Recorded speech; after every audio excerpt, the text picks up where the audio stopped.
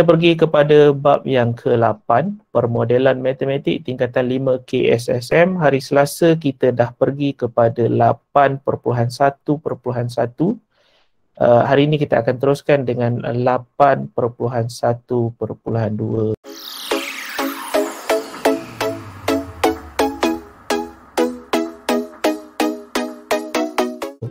Okay, kita nak tengok 8.1.2.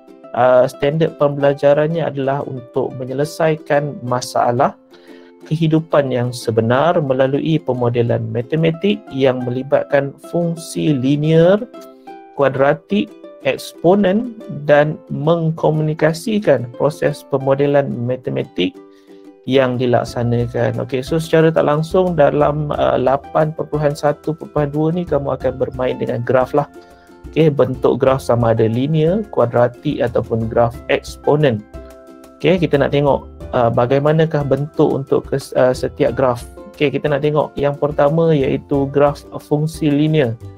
So fungsi linear ini adalah graf yang menyerupai garis lurus. Okey, garis lurus. So benda ni kamu dah biasa tengok. Okey, linear dia sinonim dengan garis lurus. Okay, yang kedua adalah fungsi kuadratik. So untuk graf kuadratik ini dia adalah graf melengkung. Okay, sebut tentang kuadratik dia adalah x kuasa 2. So x kuasa 2 dia adalah graf melengkung yang berbentuk parabola. Parabola ni senang je kamu nak ingat. Parabola ni adalah macam kamu cuba untuk membuat jaringan bola keranjang. Contoh macam tu. So jaringan bola keranjang itu bentuk bentuk yang kamu lakukan itu adalah bentuk parabola. Cuma kali ni kalau ikutkan contoh ini dia adalah graf parabola minimum lah. Okay, graf melengkung ke bawah secara minimum. So dia ada titik minimum di bawah.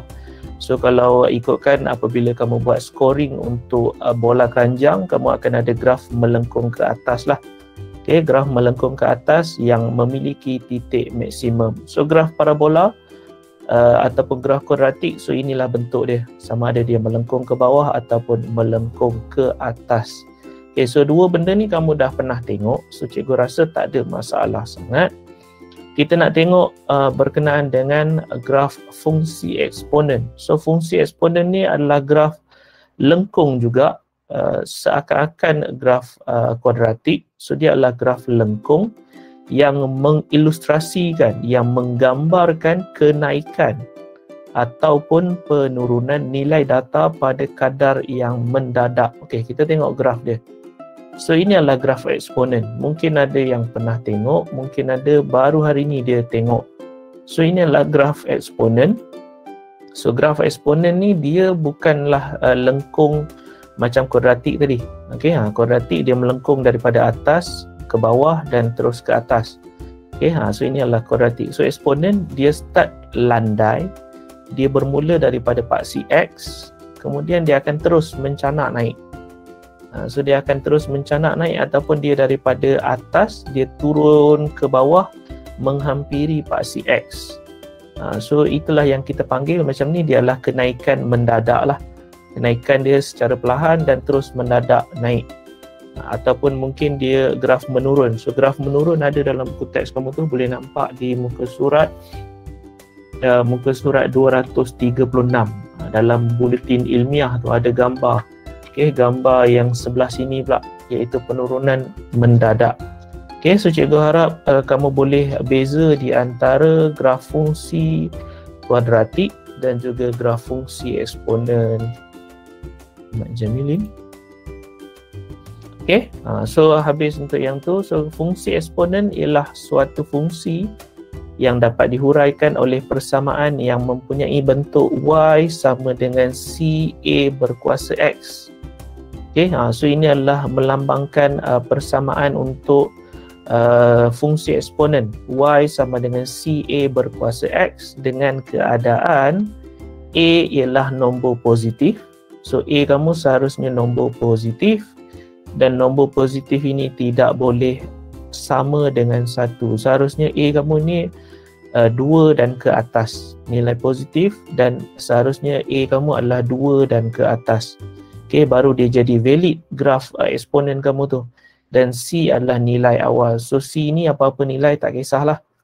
Okey, so apa-apa nilai tak kisah, dengan syarat A sahaja perlu nilai selain daripada 1 positif.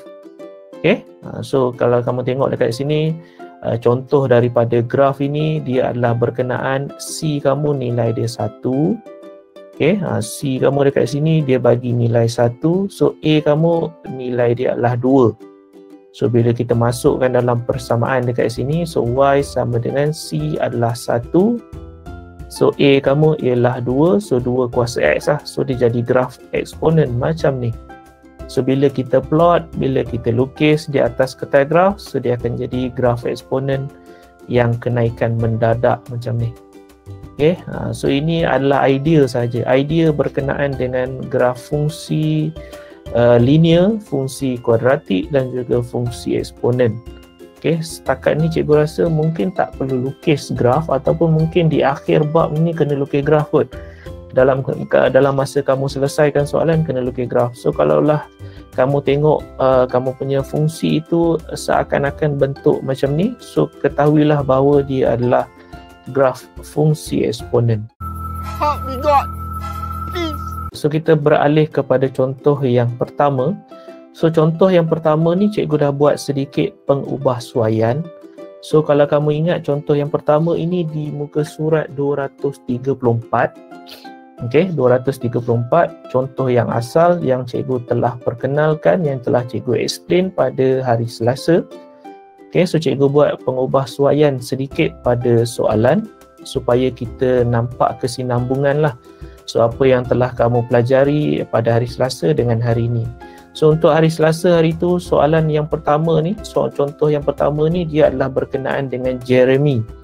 Okay, Jeremy ni dia ada RM4,000, dia simpan dalam bank bunga raya dengan kadar faedah 1.5% setahun, dan soalan dia berkenaan dengan dia nak beli satu set unit komputer. Okey, soalan asal lah berkenaan dengan contoh satu. Dia nak beli satu set komputer, dia ada RM4,000, dia simpan dalam bank yang mana bank itu memberi kadar faedah 1.5%. So tahun keberapa dia cukup nilai 4,455 untuk dia beli satu set komputer. Itu soalan asal. So soalan untuk hari ni dia sesuai dengan apa yang kita belajar hari ni. Cikgu buat penambahbaikan sedikit. So kita nak tengok faedah compound.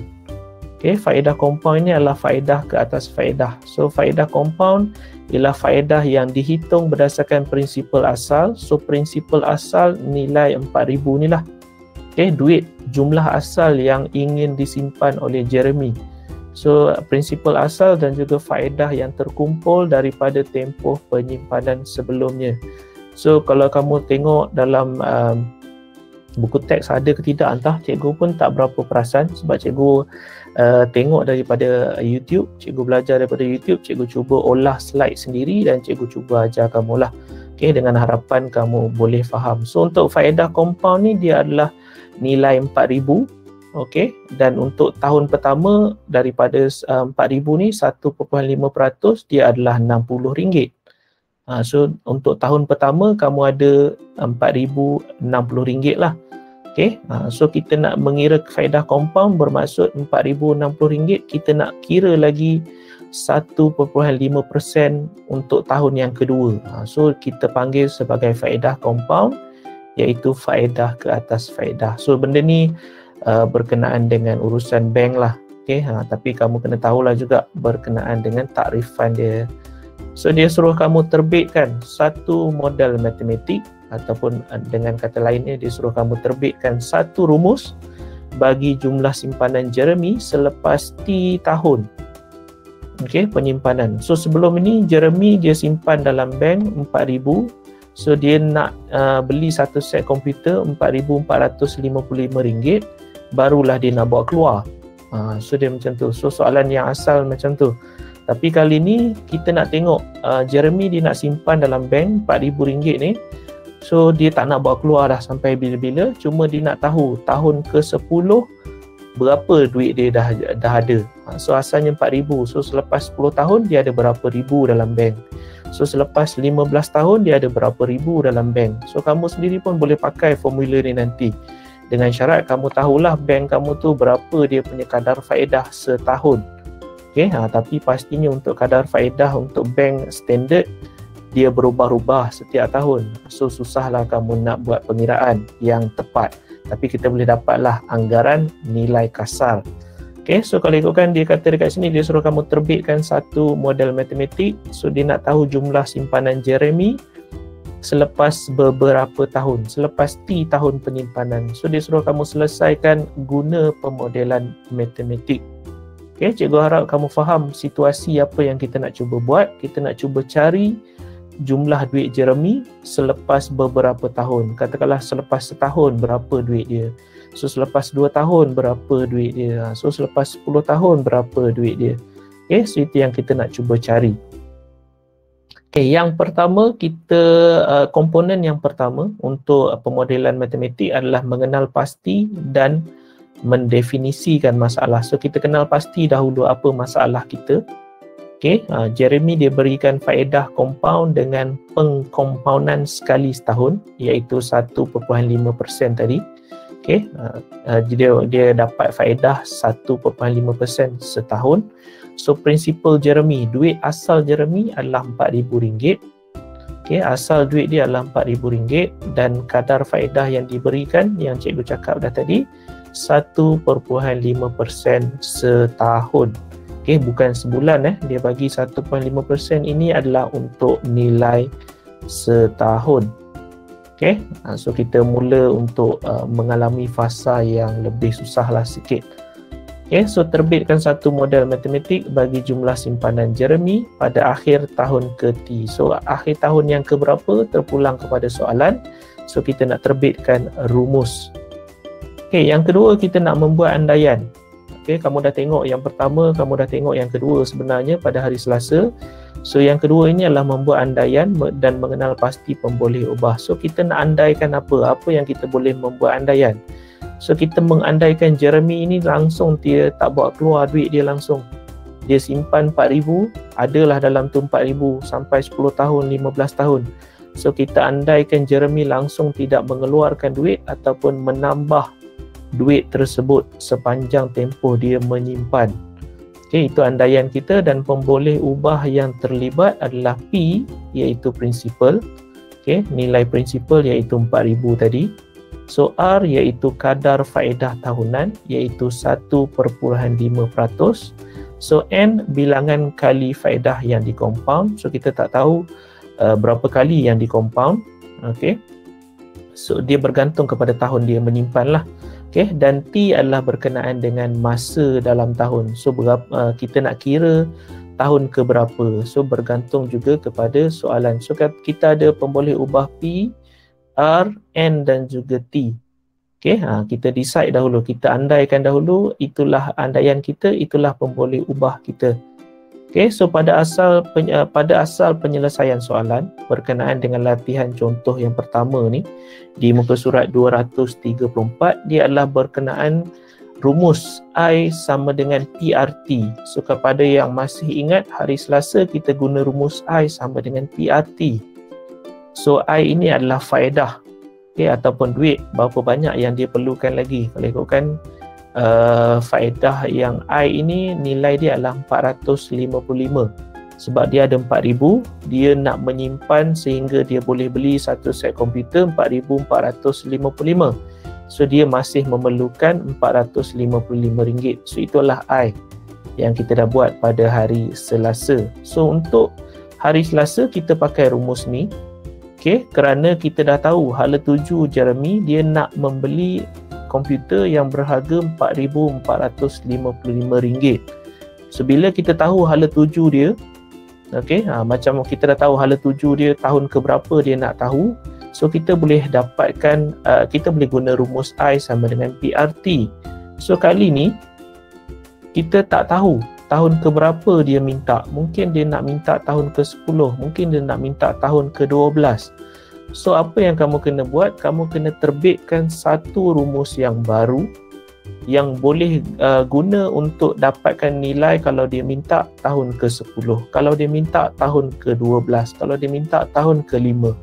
So kamu kena ada satu rumus yang sesuai, yang boleh bagi jawapan kalau dia minta tahun-tahun yang sepatutnya lah. So dia macam tu. So rumus ni kita tak boleh pakai, okay, tapi ada pemboleh-pemboleh ubah yang kita boleh pakai lah. Okay, macam P kita masih boleh pakai, R kita masih boleh pakai. Okay, so untuk kali ni kita tak tahu tahun ke berapa dia nak tahu duit dia ada. Okay, macam Jeremy ni dia tak tahu, dia tak bagi tahu nilai tahun ke berapa yang dia nak. Cuma kalau ada soalan dia kata berapakah simpanan Jeremy selepas 10 tahun, so kita akan guna rumus yang kita nak terbitkan nantilah. Jadi, jangan lupa untuk like sebagai tanda anda memperoleh ilmu daripada tontonan ini. Tinggalkan komen untuk sebarang penambahbaikan dan seterusnya subscribe untuk tidak ketinggalan video-video yang baru. Sehingga kita berjumpa lagi. Assalamualaikum warahmatullahi wabarakatuh.